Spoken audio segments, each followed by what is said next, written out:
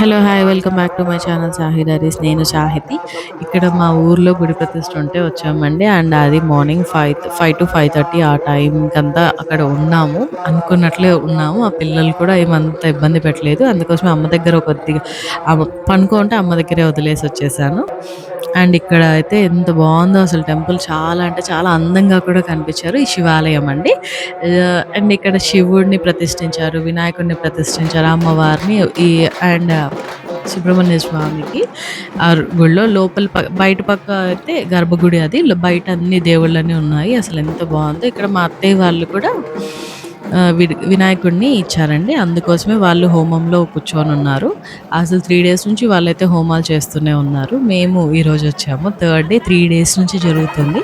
And ఇక్కడైతే కలశాన్ని ప్రతిష్ఠించారు. దాని తర్వాత కొన్ని ధాన్యాలు వేస్తూ ఉంటారు కదా! అది ఇక్కడ ధ్వజస్తంభం ప్రతిష్ఠించాలని అక్కడేశారు. అన్నిట్లో దగ్గర కూడా కొన్ని బాగా ప్రతిష్ఠించారసలు. ఇక్కడ శివుడిని ప్రతిష్ఠిస్తున్నారు. దాని తర్వాత వినాయకుడిని ప్రతిష్ఠించారండి. మేమే ఇచ్చాం కాబట్టి మేమే ముందుండి కొద్దిగా పూజలు అంటే ఫస్ట్ ఎళ్లి చూడడం అంతా బా అనిపించేసింది నాకు.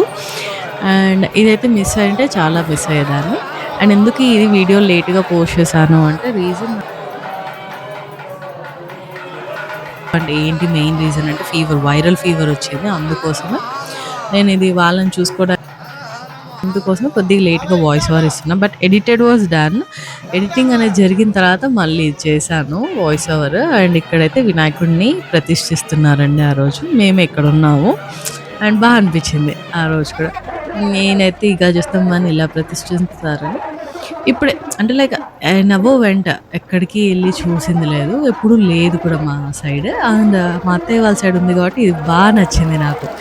అండ్ దాని తర్వాత మా పిల్లలిద్దరు ఇంట్లో ఇలా ఉండి బాగా ఆడుకుంటున్నారు అమ్మతో, అందరితో. అండ్ మేము మార్నింగ్ తీసుకున్న పిక్ అండి. That's it for today. Thank you for watching. Do subscribe.